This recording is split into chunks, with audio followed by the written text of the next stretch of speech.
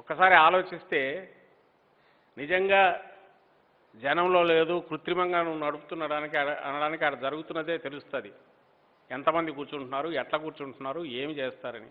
నువ్వు జాకీలు పెట్టి లేపినా రావట్లే. ఎందుకంటే ప్రజలకు కావాల్సింది, పేదలకు కావాల్సింది వాళ్ళ బాగోగులు చూసుకునే ప్రభుత్వం.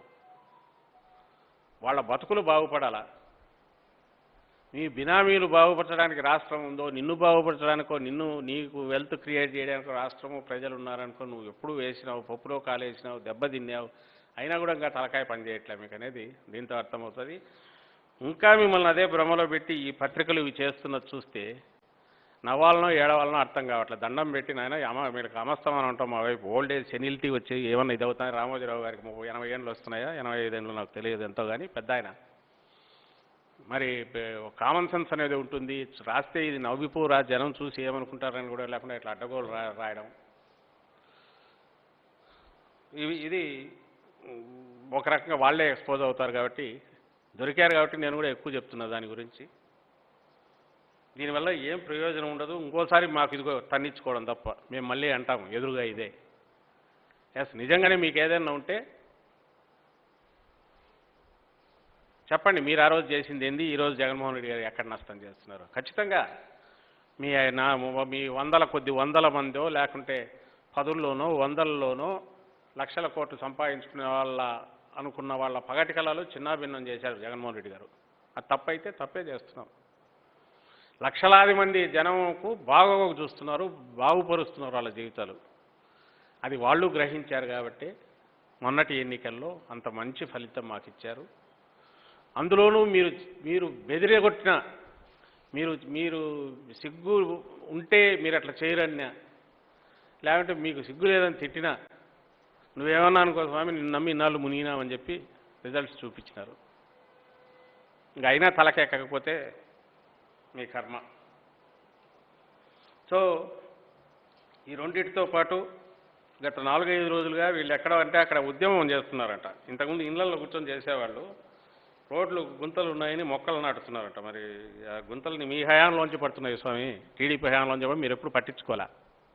మేము పట్టించుకుంటున్నాం. ఇప్పుడు టీడీపీ హయాంలో నుంచి పడిన గుంతలను మీరు ఎప్పుడు పట్టించుకోలే. ఈరోజు జగన్మోహన్ రెడ్డి గారి ప్రభుత్వం వాటికి సంబంధించి శాశ్వతంగా ఎవరీ ఇయర్ కూడా రిపేర్లకు వాటికి సంబంధించి ఇది పెట్టడం కోసమే 2000 కోట్లతో టెండర్లు పిలిచింది. దానికి సంబంధించిన వర్క్స్ మొదలవుతాయి. ఎవడు తలకాయ ఉండేవాళ్ళు ఎవరు వర్షాలు ఫుల్ పడేటప్పుడు అప్పుడు రోడ్డు పనులకు దిగరనే విషయం కూడా మీకు ఆ ఇంగితం కూడా ఉన్నట్లేదు.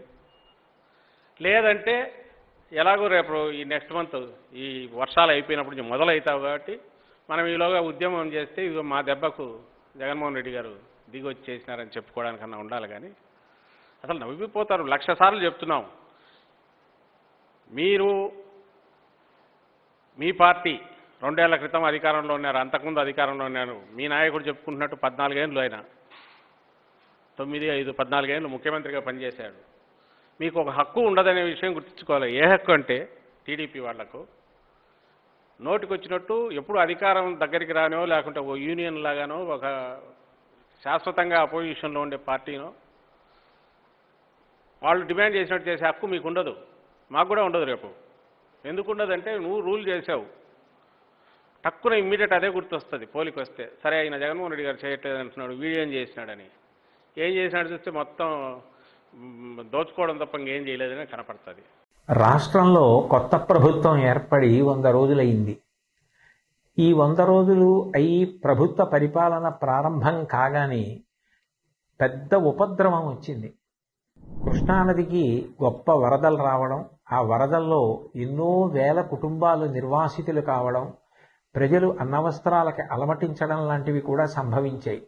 అటువంటి విపత్కర సమయంలో రాష్ట్ర ముఖ్యమంత్రి గౌరవనీయులు శ్రీ నారా చంద్రబాబు నాయుడు గారు జేసీబీ ఎక్కి పడవలో ప్రయాణం చేస్తూ బురద నీటిలో నడుస్తూ ప్రజలందరికీ కూడా ధైర్యాన్ని కల్పించి నేనున్నాను బెంగ పెట్టుకోవద్దు అని చెప్పి వాళ్లలో ఒక స్థైర్యాన్ని నెలకొల్పారు.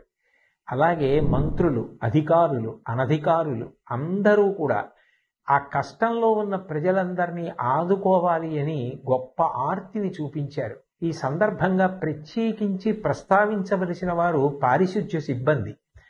అనేక పురపాలక సంఘాలలో పనిచేస్తున్న వారందరూ కూడా విజయవాడ పట్టణానికి చేరుకుని అక్కడ అంటువ్యాధులు ప్రబలకుండా ఉండడం కోసం బ్లీచింగ్ చల్లడం లాంటి కార్యక్రమాలు నిర్వహించడంతో పాటుగా మంచినీటి సౌకర్యం ఏర్పాటు చేయడం, నిత్యావసర వస్తువులు అందచేయడం, ఇవన్నీ కూడా యుద్ధ ప్రాతిపదికన చేశారు. స్వచ్ఛంద సంస్థలకి సంబంధించినటువంటి అనేక మంది సభ్యులు, ప్రజలు, వ్యాపార సంస్థలు, విద్యా సంస్థలు ఇతోధికంగా విరాళాలను ప్రకటించాయి. నిజంగా ఇటువంటి కష్ట సమయంలో అందరూ ఏకోన్ముఖులై నడవడం, అటువంటి సమైక్యతాభావం చూపించడం చాలా చాలా గొప్ప విషయం.